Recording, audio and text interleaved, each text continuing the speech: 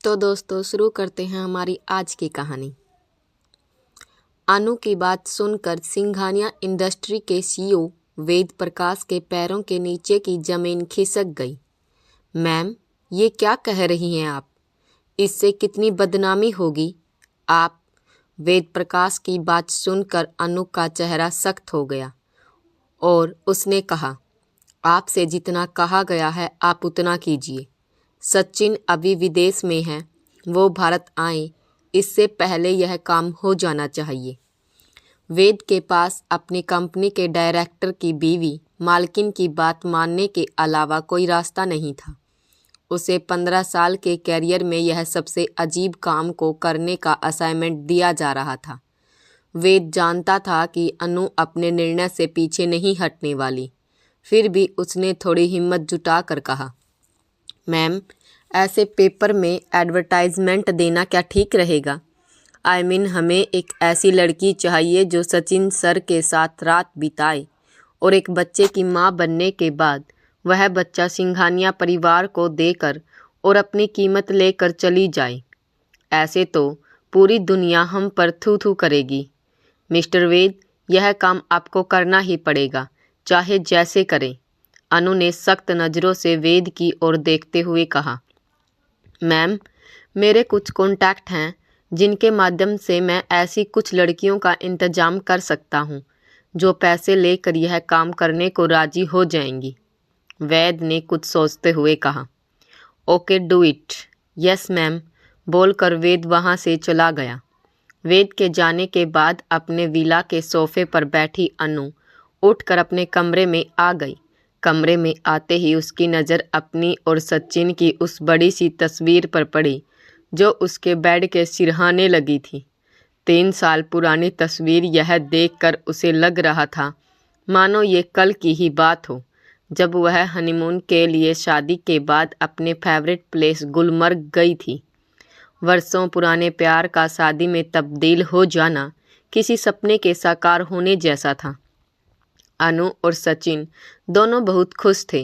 उनके गुलमर्ग पहुंचते ही वहां मौसम की पहली बर्फ़ गिरी थी, जिससे वहां का मौसम और भी ज़्यादा सुहावना हो गया था। ऐसा लग रहा था मानो प्रकृति भी दोनों का स्वागत कर रही हो। सचिन को बर्फ़ में स्कीइंग करने का बेहद शौक था। वे दोनों जिस रिसोर्ट में ठहरे थे वह स्कीइंग रिसोर्ट ही था। सचिन के कहने पर अनु ने भी स्कीइंग सीखना शुरू किया। वो उसका बार बार लड़खड़ाना और सचिन का उसको थाम लेना। सचिन की आवाज़ आज भी उसके कानों में गूंज रही थी, अनु, ध्यान से, तुम डरना नहीं, मैं तुम्हारे पीछे हूँ। हाँ हाँ, बहुत मज़ा आ रहा है सचिन, लेकिन ये बताओ मैं तुम्हारी तरह स्कीइंग कब कर पाऊँगी? बस बैलेंस बनाने की कोशिश करो और देखो, वो दाईं तरफ वाली ढलान की ओर मत जाना। अनु को सच में बहुत मज़ा आ रहा था। उसने मस्ती में सचिन की चेतावनी को नज़रअंदाज कर दिया और उस तीखी ढलान पर तेज़ी से फिसलने लगी। तेज़ी से फिसलते हुए उसके हाथों से स्टिक टूट गई। उसने डर कर चिल्लाते हुए कहा, सचिन, मैं अपने आप को संभाल नहीं पा रही, मुझे जल्दी पकड़ो प्लीज़। घबराओ मत अनु, बस अपना संतुलन बना कर रखो, मैं तुम्हारे पीछे ही आ रहा हूँ। बोलते हुए सचिन ने अपने स्कीइंग की स्पीड तेज कर दी। अनु की गति तेज होती चली जा रही थी और अब संतुलन बनाए रखना मुश्किल हो रहा था। सचिन, प्लीज़ हेल्प, मैं अब गिर जाऊंगी। इतना बोलते ही अनु के सामने एक तीखा मोड़ आया और वहां मुड़ नहीं सकी और वह सीधा खाई की ओर फिसलने लगी। अब तक वह अपना संतुलन पूरी तरह खो चुकी थी, लेकिन इससे पहले कि वो खाई की तरफ और आगे बढ़ती, सचिन की मजबूत बाहों ने उसे थाम लिया था। ओह थैंक्स सचिन, तुमने मुझे बचा लिया, नहीं तो पता नहीं क्या हो जाता। अनु ने सचिन की बाहों का सहारा लेते हुए कहा, ऐसे कैसे क्या हो जाता? तुम मेरी जान हो और मैं अपनी जान को कुछ नहीं होने दे सकता। सचिन ने मुस्कुरा कर कहा, जीवन के हर मोड़ पर ऐसे ही साथ दोगे ना? भावुक हो अनु ने सचिन की आंखों में देखते हुए कहा, ये भी कोई पूछने वाली बात है मिलोड? सचिन ने हंसते हुए कहा, तभी सचिन के सहारे खड़ी अनु को अपने बाएं पैर में दर्द महसूस हुआ, जो धीरे धीरे तेज होता जा रहा था। उसने दर्द से परेशान होकर कहा, सचिन, शायद मेरे बाएं पाँव में मोच आई है। ओह चलो स्वीट में वापस चलते हैं, वहाँ कुछ फर्स्ट एड हमें मिल जाएगा। ओके। अनु ने जैसे ही सचिन का सहारा ले चलने की कोशिश की, दर्द से दोहरी हो धम से वहीं बैठ गई। फिर सचिन ने उसे अपनी पीठ पर उठाकर उस बर्फीली चढ़ाई पर चढ़ते हुए किसी तरह रिसोर्ट तक पहुंचाया था। अतीत की इस खूबसूरत याद से बाहर आते हुए अनु ने अपनी आंखों में भर आए आंसुओं को पोंछते हुए अपने आप से कहा, वो सब कितना रोमांटिक था। अगर वो पल वहीं थम गया होता तो आज मैं अपने साजन के लिए सहेली नहीं ढूंढ रही होती। मुंबई के स्लम इलाके के एक छोटी सी खोली में राधिका ने गणपति बप्पा के सामने दीपक जलाया ही था कि उसके दरवाजे पर दस्तक हुई। कौन है? आती हूँ, रुको जरा। उसने जल्दी से बप्पा को प्रणाम करते हुए कहा और तेजी से दरवाजे की तरफ बढ़ दरवाज़ा खोला तो सामने विनायक भाऊ खड़े थे। उन्होंने राधिका को देखते ही कहा, अरे राधिका, क्या कर रही है तू? इतनी देर से मैं दरवाज़ा बजा रहा था। कुछ नहीं भाऊ, बस गणपति को आरती दिखा रही थी। आओ ना, बैठो। तेरी छोटी बहन की तबीयत कैसी है अभी? वैसी ही है भाऊ, डॉक्टर बोल रहे हैं कि ऑपरेशन करना पड़ेगा। उसके दिल में बहुत बड़ा छेद है, बेचारी ठीक से सांस भी नहीं ले पाती। उसे देखकर रोना आता है भाऊ। आई बाबा के जाने के बाद अपना कहने को बस यही तो है मेरे पास। राधिका ने पास ही तख्त पर लेटी अपनी छोटी बहन संजना को देखते हुए कहा और उसकी आंखों में आंसू आ गए।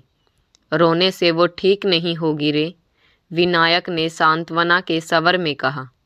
क्या करूं भाऊ, कुछ समझ में नहीं आता कि क्या करूं। उसके ऑपरेशन के पैसे कहाँ से आएंगे? अपने आंसू पोंछते हुए राधिका ने कहा। ऐसे नहीं बोलने का, अभी तेरा भाऊ है ना इधर। मैं तेरे वास्ते बहुत बढ़िया काम लेके आया है, जिससे तेरे को इतने पैसे मिलेंगे कि तेरी छोटी बहन के ऑपरेशन का सारा इंतजाम हो जाएगा। क्या बोलते भाऊ? इतने पैसे मेरे को कौन देगा कि मेरी छोटी बहन का ऑपरेशन हो जाए? लाखों रुपए लगेंगे इसमें। देंगे ना? ये सिंघानिया इंडस्ट्री की मालकिन अनु सिंघानिया देगी। अच्छा, लेकिन क्यों? मेरी पूरी बात ध्यान से सुन। अनु सिंघानिया को एक लड़की चाहिए जो उसके पति सचिन सिंघानिया से एक बच्चा पैदा करके उन्हें दे सके। क्या? भाऊ की बात सुनकर राधिका के हाथ पैर एकदम से ठंडे पड़ गए। उसने सपने में भी नहीं सोचा था कि जीवन की मजबूरियां उसको इस मोड़ पर लाकर खड़ा कर देंगी। भाऊ उसके चेहरे को देखकर उसके मन में उठे तूफान को समझ सकता था। एक सामान्य परिवार की लड़की के लिए ऐसा काम स्वीकार कर लेना इतना आसान नहीं था। उसने कुछ सोचते हुए कहा, देख राधिका, मैं जानता हूँ तू क्या सोच रही है। तुझे तेरी बहन की ज़िंदगी बचानी है तो तेरे पास यही एक रास्ता है। इतने सारे पैसे तुझे और कोई नहीं देगा, चाहे तू कुछ भी कर ले। तुम ठीक कह रहे हो भाऊ, मैं ये काम करने के लिए तैयार हूँ। ठीक है, फिर जल्दी से तैयार होकर सामने बस स्टैंड पर आ जा। मैं तेरा उधर ही इंतज़ार कर रहा हूँ। आज ही इंटरव्यू है तेरा। बोलते हुए भाऊ खोली से बाहर निकल गया। राधिका ने हाँ में सिर हिला दिया और भाऊ के जाते ही वो अपने घर के छोटे से मंदिर के सामने हाथ जोड़कर बोली, बप्पा, अगर तू ये चाहता है तो यही सही, लेकिन मैं अपनी छोटी बहन को ऐसे घुट घुट कर मरते नहीं देख सकती। आगे सब संभाल लेना बप्पा। बोलते हुए राधिका की आंखों में आंसू थे, लेकिन मन में एक खुशी भी थी कि अब शायद सब ठीक हो जाएगा। वह जल्दी से तैयार होकर बस स्टैंड पर आ गई, जहां भाऊ उसका इंतज़ार कर रहा था। May I come in ma'am? Please come in mister Ved. Anu ने वेद को अपने कैबिन में अंदर आने को कह सामने बैठने का इशारा करते हुए पूछा। हाँ बताइए वेद, क्या है? मैम, वो सारी लड़कियां आई थी जिन्हें हमने उस विशेष काम के लिए बुलाया था। ओके, फिर? उनमें से 3 लड़कियों को हमने आपके इंस्ट्रक्शन के अनुसार शॉर्ट लिस्ट किया है। ओके, एक एक करके तीनों को मेरे कैबिन में भेज दो। तीनों लड़कियों को सब समझा दिया ना? Yes ma'am. Radhika Singhania industry के बड़े से ऑफिस में शॉर्ट लिस्टेड 2 लड़कियों के साथ बैठी हुई थी, लेकिन बाकी की 2 लड़कियों को देखकर उसे खुद के चुने जाने पर भरोसा नहीं हो रहा था। वे दोनों फराटेदार इंग्लिश बोल रही हाई फाई फैशनेबल लड़कियां उसकी ओर देखकर कुछ बातें कर हंस रही थी। राधिका को उनके द्वारा बोले गए हिंदी के कुछ समझ में आ रहे थे, जैसे गंवार, देहाती। राधिका ने उनको इग्नोर करना ही ठीक समझा और मन ही मन अपने गणपति बप्पा का ध्यान करने लगी। पिछले 2 दिनों में लगातार उसके कई सारे मेडिकल टेस्ट किए गए थे, जिसमें वो सफल और आखिरी 3 लड़कियों में चुनी गई थी। दोनों लड़कियों के इंटरव्यू के बाद आखिरकार उसका नंबर भी आ गया। उसके हाथ पैर कांप रहे थे और माथे पर पसीना भी आ रहा था। उसने डरते डरते अनु सिंघानिया के कैबिन में प्रवेश किया। राधिका, आओ बैठो। जी मैम, बोलते हुए राधिका सामने की कुर्सी पर सहम कर बैठ गई। हाँ तो बताओ, तुम ये काम क्यों करना चाहती हो? मैम, मेरी छोटी बहन के ऑपरेशन के लिए मेरे को बहुत पैसे चाहिए। उसका ऑपरेशन नहीं होगा तो वे मर जाएंगी। उसको बचा लो मैडम, प्लीज़। अपनी बात कहते कहते राधिका का गला भर आया। ओके ओके, कहाँ की रहने वाली हो? मेरा गांव कोल्हापुर के पास है, उधर ही मैं अपनी छोटी बहन के साथ रहती हूँ। मेरे आई बाबा अब इस दुनिया में नहीं हैं। राधिका एक सांस में जल्दी जल्दी बोलकर सब बता देना चाहती थी। अनु ने उसे रोकते हुए पूछा, तुम्हें पता है ना तुम्हें क्या करना है? हाँ जी। तो तुम ये बताओ कि पैसे लेकर तुम सबसे पहले क्या करोगी? मैं पैसे लेकर अपने गांव चली जाऊंगी और अपनी बहन का इलाज करवाऊंगी। ठीक है, जाओ बाहर बैठ जाओ। तुम्हें आगे क्या करना है अभी बता दिया जाएगा। मैडम, मुझे ये काम दे दो, नहीं तो मेरी बहन मर जाएगी। Please madam. राधिका हाथ जोड़कर अनु से गिड़गिड़ाते हुए बोली। हाँ ठीक है, जाओ बाहर बैठ जाओ, अभी बताते हैं तुम्हें। जी मैडम। नमस्ते मैडम, कह राधिका भारी कदमों से बाहर आ गई। उसे कुछ समझ नहीं आ रहा था कि अब क्या होने वाला है। वो मन ही मन भगवान से खुद के चुने जाने के लिए प्रार्थना करने लगी। तभी राधिका के सामने कंपनी के सीईओ मिस्टर वेद ने उसका नाम पुकारा और कहा, आपको हमारे काम के लिए सिलेक्ट किया गया है। आपको कुछ पेपर साइन करने होंगे। इसके बाद आपको हम जहाँ कहेंगे वहाँ चलना होगा। ठीक है साहब, करूँगी साहब। थैंक यू साहब। टिंग टोंग। दरवाजे की घंटी बजते ही अनु ने खुद आगे बढ़कर दरवाज़ा खोला। उसे पता था कि आज सचिन अपनी फॉरेन ट्रिप पूरी करके आने वाला है। दरवाज़ा खोलते ही सचिन ने हमेशा की तरह अनु को कस के गले लगा लिया और बोला, अनु मेरी जान, मेरी जाने जहान, मैंने तुम्हें बहुत मिस किया यार। अगली बार मैं किसी ट्रिप पर तुम्हारे बिना नहीं जाने वाला। ओके, अब ये बचपना छोड़ो और आओ मेरे साथ। अनु ने खुद को उसकी गिरफ्त से छुड़ाते हुए कहा। क्यों, ऐसा क्या खास है? सचिन ने आश्चर्य से अनु को देखकर कहा। तुम आओ तो मेरे साथ। अनु सचिन को हाथ पकड़कर खींचते बेडरूम में आई। ये देखो, अनु ने सोफे पर बैठी राधिका को दिखाते हुए कहा। अब ये कौन है? सचिन ने राधिका को देखकर आश्चर्य से कहा। राधिका सचिन को देखकर सकपकाकर सोफे से उठकर खड़ी हो गई। ये राधिका है, ये तुमसे एक बच्चा पैदा करेगी, फिर वो बच्चा हमें सौंप कर अपने पैसे लेकर वापस चली जाएगी। ये क्या पागलपन है अनु? सचिन ने चीखते हुए कहा। अनु की बात से उसे एकाएक जोर का झटका लगा था। जैसा कह रही हूँ वैसा ही करो सचिन, अनु ने शांत रहते हुए अपनी बात कही। तुम्हारा दिमाग खराब हो गया है? तुम्हें बच्चा चाहिए तो वो मेरा और तुम्हारा बच्चा होगा। मैं तुम्हें इतना प्यार करता हूँ और मैं बच्चा किसी और से पैदा करूँगा, ऐसा तुमने सोच भी कैसे लिया? सचिन ने एक सांस में लगभग चीखते हुए अपनी बात पूरी की। उसके सामने जो हो रहा था उसे उस पर विश्वास नहीं हो रहा था।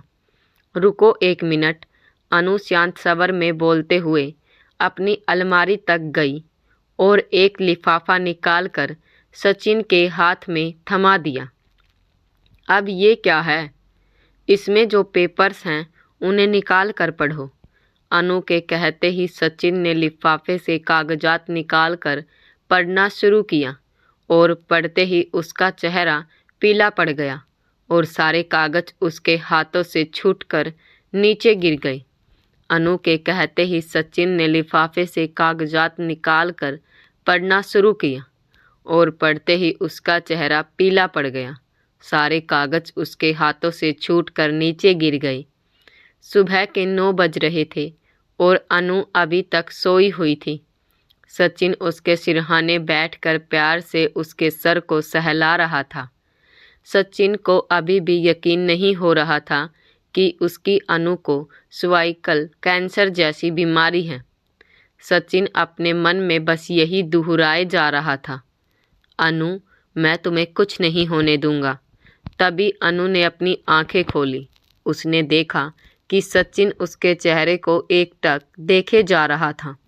यह देखकर अनु ने मुस्कुरा कर कहा, क्या है, ऐसे क्यों घूर रहे हो? जल्दी उठ जाइए मैडम, शहर के सबसे बड़े कैंसर स्पेशलिस्ट के आपकी अपॉइंटमेंट है। सचिन ने मुस्कुराते हुए जवाब दिया। या अनु ने बैठकर अंगड़ाई ली और सचिन ने उसे अपनी बाहों में भर लिया। क्या करते हो? छोड़ो, शरारत मत करो। छोड़ूंगा तो कभी नहीं। छोड़ो ना, देर हो जाएगी। वैसे ही पिछले कुछ दिनों से काफ़ी थकान महसूस होती रहती है, शायद ये तुम्हारी बीमारी की वजह से है। चलो तैयार हो जाओ। ओके। और अनु उठकर तैयार होने चली गई। शहर के नामी कैंसर स्पेशलिस्ट डॉक्टर मालिनी के कैबिन में अनु और सचिन बेचैनी से रिपोर्ट्स का इंतजार कर रहे थे। पिछले 2 घंटों में डॉक्टर ने ट्रीटमेंट शुरू करने से पहले होने वाले सारे टेस्ट करा लिए थे और अब उन्हें परिणाम का इंतजार था। तभी डॉक्टर मालिनी ने आकर कहा, sorry mister and Mrs Singhania, आप लोगों को थोड़ा इंतजार करना पड़ेगा। कोई बात नहीं डॉक्टर, प्लीज़ जल्दी बताइए कि अनु की बीमारी किस स्टेज पर है और ये ठीक तो हो जाएगी ना? सचिन ने उतावलेपन से पूछा। अनु की बीमारी अभी पहले स्टेज में ही है, इसलिए ये पूरी तरह ठीक हो जाएंगी। लेकिन क्या डॉक्टर? सचिन के चेहरे पर चिंता की लकीरें उभर आई। लेकिन ये कभी माँ नहीं बन पाएंगी, क्योंकि कुछ दिनों तक हम इन्हें कुछ मेडिसिन्स पर रखेंगे ताकि इनका हीमोग्लोबिन और वाइट ब्लड सेल्स थोड़ा इम्प्रूव हो जाएं और फिर सर्जरी का यूट्रस निकाल देंगे। ओके डॉक्टर, मुझे बस मेरी अनु चाहिए और कुछ नहीं। अपनी बात पूरी करते करते सचिन की आंखों में आंसू भर आए। डोंट वरी, आप बिल्कुल चिंता मत कीजिए, मैं कुछ दवाइयाँ लिख कर देती हूँ, आप आज से ही शुरू कर दीजिए। बाकी आगे का ट्रीटमेंट मेरी जूनियर आपको प्लान करके बता देंगी। Okay, thank you so much doctor. Anu खड़ी होकर अपने बगल के एक कोने में बने एक कमरे को देखे जा रही थी, जिसे उसने राधिका और सचिन के लिए तैयार करवाया था। उसे आज जीवन में पहली बार अपने आप पर तरस आ रहा था। वह शायद दुनिया की पहली औरत थी जिसने अपनी साजन की सहेली के लिए खुद कमरा तैयार करवाया था। उसके आंखों में बरबस आंसू आ गए। उसके मन में कई तरह के विचारों का तूफान मचा हुआ था। कहीं सचिन राधिका के ज़्यादा करीब तो नहीं हो जाएगा, कहीं मैं केवल नाम की पत्नी तो बन के नहीं रह जाऊंगी। नहीं नहीं, सचिन कभी ऐसा नहीं कर सकता। लेकिन अगर उसका प्यार कहीं बट गया तो? नहीं नहीं, ऐसा कभी नहीं हो सकता। मुझे अपने प्यार पर पूरा भरोसा है। ऐसी बातें सोचते सोचते अनु के सर में तेज दर्द का चक्कर आया और इसके मुंह से चीख निकल गई। इससे पहले कि वो ज़मीन पर गिर जाती, सचिन ने उसे अपनी बाहों में थाम लिया। ओ सचिन, थैंक्स, तुमने मुझे गिरने से बचा लिया। गिरे तुम्हारे दुश्मन, चलो आराम कर लो, बहुत थक गई हो। और ये बताओ, तुम्हारे आंखों में आंसू क्यों? कुछ नहीं सचिन, तुम मेरी विश तो पूरी करोगे ना? कौन सी विश? यही कि तुम राधिका से एक बच्चा पैदा करोगे ना? हाँ, अनु को विश्वास दिलाने के लिए सचिन ने जोर देते हुए कहा। सचिन अनु से बहस नहीं करना चाह रहा था। वैसे भी वो अनु की खुशी के लिए कुछ भी कर सकता था। सचिन ने अपने बेडरूम में लाकर अनु को बेड पर लिटा दिया और उसका सर सहलाने लगा।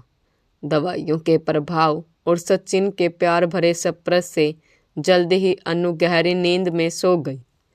सचिन को अब तक अनु के उन आंसुओं का कारण भय समझ में आने लगा था। उसने अपने आप से कहा, कोई भी औरत सब कुछ बर्दाश्त कर सकती है, लेकिन अपने पति को किसी और की बाहों में नहीं देख सकती। अनु ने इसी घर में राधिका के लिए एक कमरा तैयार करवाया है, लेकिन वो मुझे और राधिका को साथ देखकर घुटती रहेगी। ऐसे तो वो कभी अपनी बीमारी को हरा नहीं पाएगी। नहीं नहीं, मुझे राधिका को इस घर में नहीं बल्कि कहीं और रखना होगा।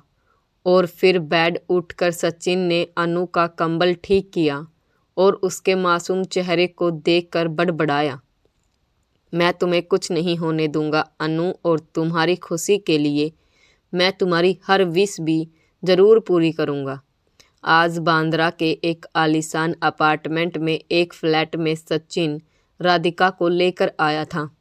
यह फ्लैट वेल फर्निश्ड था। आते ही राधिका ने अपने बैग से गणपति बप्पा की फ़ोटो निकाली और मंदिर में रख कर दीपक जला दिया। राधिका दूसरे कमरे से सचिन ने आवाज़ दी। जी सर, आई। राधिका ने आकर देखा तो सचिन जाने के लिए तैयार खड़ा था। सर, थोड़ी देर रुक जाते, मैं कुछ मीठा बनाकर बप्पा को भोग लगा देती। मतलब आज इस घर में हम पहली बार साथ हैं तो। अपनी बात पूरी करते करते राधिका शर्मा गई और सर झुकाकर अपने पाँव के उंगलियों से ज़मीन को कुरेदने लगी। तुम कुछ मीठा बना लो, मैं भी चाहता हूँ कि मैं अनु की विश जल्द से जल्द पूरी करूँ। राधिका तेजी से पलटी और वहाँ से किचन में चली गई। सचिन मोबाइल पर अनु की मेडिकल रिपोर्ट देख रहा था, जो डॉक्टर मालिनी ने अभी अभी भेजी थी। अनु का हीमोग्लोबिन और वाइट ब्लड सेल्स इम्प्रूव हो रहे थे और डॉक्टर मालिनी ने मैसेज किया था, अब हम जल्दी ही अनु जी का ऑपरेशन करेंगे और वो पूरी तरह से ठीक हो जाएंगी। Thanks God. सचिन ने मन ही मन में भगवान को धन्यवाद दिया। सुनिए, तभी राधिका की आवाज़ सचिन के कानों में पड़ी। सचिन ने मोबाइल से सर उठाकर देखा तो राधिका उसके सामने खड़ी थी। सचिन ने कहा, हाँ हाँ राधिका, बोलो, खाना भी बना रही हूँ, खा के जाइएगा। राधिका ने मीठी आवाज़ में कहा। ठीक है, सचिन ने कुछ सोचते हुए कहा। राधिका सुंदर सी मुस्कुराहट देती हुई पलट कर वापस किचन में जाने लगी। सचिन उसे पहली बार नज़र भर के देख रहा था। वो सांवला रंग, चमकता चेहरा, बड़ी बड़ी आंखें, कमर तक झूलते लंबे काले बाल और तरासा हुआ शरीर। उफ, अनायास ही सचिन के मुंह से निकला। राधिका को नज़र भर के देखने के बाद सचिन मदहोशी सी महसूस कर रहा था। जी, कुछ कहा आपने? सचिन की आवाज़ सुनकर राधिका ने पलट कर पूछा। नहीं नहीं, मैं ये कह रहा था कि मैंने तुम्हारी छोटी बहन के इलाज की व्यवस्था कोल्हापुर में करवा दी है। वो जल्दी ही ठीक हो जाएगी। जी थैंक्स। राधिका पलट कर वापस जाने लगी तो सचिन ने आगे बढ़कर उसे अपनी बाहों में भर लिया। दिन हफ्ते बने और हफ्ते महीने। अनु की सेहत में लगातार सुधार हो रहा था और अब उसे सर्जरी की डेट भी मिल गई थी। वहीं राधिका की प्रेगनेंसी भी डॉक्टर ने कन्फर्म कर दी थी। सचिन का सारा समय अनु और राधिका की देखभाल में ही गुजर जाता था। एक दिन सचिन बहुत बेचैनी से कमरे में टहलते हुए फ़ोन पर बात कर रहा था और अनु उसे देखते हुए सारी बात समझने की कोशिश कर रही थी। वेद, कैसे करके भी आप इटली वाली कंसाइनमेंट को क्लियर करवाइए। मैं जानता हूँ मेरे ऑफिस नहीं आ पाने की वजह से ये सारी प्रॉब्लम्स आ रही हैं, but you try your best. मैं आज कैसे भी ऑफिस आने की कोशिश करता हूँ। क्या बात है सचिन, कोई परेशानी है? नहीं अनु, ऑफिस में कुछ प्रॉब्लम हो गई है। ऑफिस नहीं जाओगे तो प्रॉब्लम तो होगी ही। मैंने कितनी बार कहा है कि ऑफिस चले जाया करो। मैं अब ठीक हूँ। नहीं अनु, तुम्हारा और हमारे बच्चे का ध्यान रखना मेरी सबसे बड़ी जिम्मेदारी है। चलो आज तो ऑफिस चले जाओ। ओके, मैं अभी गया और अभी आया। अनु के माथे पर किस करके सचिन तेजी से निकल गया। ऐसे तो सचिन सारा बिजनेस ही बर्बाद कर लेगा। आखिर वो भी बेचारा क्या करे। उसे मेरा भी ध्यान रखना पड़ता है और राधिका का भी। फिर मेरी सर्जरी भी होने वाली है और सचिन को मेरे साथ ही अधिक टाइम स्पेंड करना होगा। इसमें राधिका की केयर भी ठीक से नहीं हो पाएगी। ऐसा करती हूँ, मैं राधिका को जाकर यहीं ले आती हूँ। फिर सचिन पास ऑफिस के लिए भी समय निकल जाएगा और बिना देर किए अनु राधिका को सिंघानिया मेंशन लाने के लिए उसके घर की ओर चल पड़ी। अनु जब राधिका के फ्लैट पर पहुंची तो राधिका अपने मोबाइल पर कुछ देख रही थी। अरे राधिका, क्या कोई मूवी देख रही हो? अनु ने मुस्कुराते हुए पूछा। नहीं मैम, यह तो ऐसे ही, कहकर राधिका जल्दी से मोबाइल स्क्रीन बंद करने लगी। लेकिन अनु की निगाह उस पर पड़ गई। वह अपने मोबाइल पर सचिन की फ़ोटो खोलकर शायद उसे देखे जा रही थी। यह देख अनु ने राधिका से कहा, क्या तुम सचिन से प्यार करती हो? अनु का सवाल सुनकर राधिका एक क्षण के लिए अवाक रह गई। फिर उसने धीरे से नज़रें झुकाकर कहा, वो मुझे उनसे पहले किसी ने नहीं छुआ था और मैं अब उनके बच्चे की माँ बनने वाली हूँ, तो थोड़ा मन में लगाव तो हो ही जाएगा ना मैम। लेकिन आप चिंता मत कीजिए, मैं बच्चे को आपको सौंप कर वापस चली जाऊंगी। राधिका की बात अनु को सच्ची लगी और उसने चैन की एक लंबी सांस खींचते हुए कहा, हम दोनों का ध्यान रखने की व्यस्तता में सचिन अपने बिजनेस पर ध्यान नहीं दे पा रहा, इसलिए मैं सोच रही हूँ कि तुम भी हमारे साथ हमारे घर में ही रहो। इससे उसका समय बचेगा और वह अपना ध्यान भी बिजनेस पर दे पाएगा। जी मैम, आप जैसा कहें। सचिन अपने ऑफिस में बैठा हुआ बोर्ड ऑफ डायरेक्टर्स की मीटिंग में बोल रहा था। हमने सारे प्रॉब्लम्स को सुलझा लिया। हमारा कंसाइनमेंट रिलीज हो गया है। बोर्ड ऑफ डायरेक्टर ने तालियां बजाकर सचिन की बात स्वागत किया। आगे सचिन ने कहा, आज इस खुशी के मौके पर ऑफिस में एक पार्टी होनी चाहिए, लेकिन मुझे थोड़ा जल्दी जाना होगा। आप सभी पार्टी एंजॉय कीजिए। और जैसे सचिन वापस घर जाने के लिए अपनी कुर्सी से उठा, तभी उसका फ़ोन बज उठा। सचिन के कॉल रिसीव करते ही दूसरी तरफ से जो कहा गया, उसे सुनकर सचिन के मुंह से जोरों की चीख निकल गई। नहीं, ऐसा नहीं हो सकता। तो दोस्तों, ये था हमारी कहानी का आज का पार्ट। अगले पार्ट के लिए कल तक का वेट कीजिए और वीडियो अच्छी लगी हो तो वीडियो को लाइक कर दीजिए और हाँ, एक छोटा सा कमेंट ज़रूर छोड़ कर जाएं और हमारे चैनल को सब्सक्राइब करें। धन्यवाद।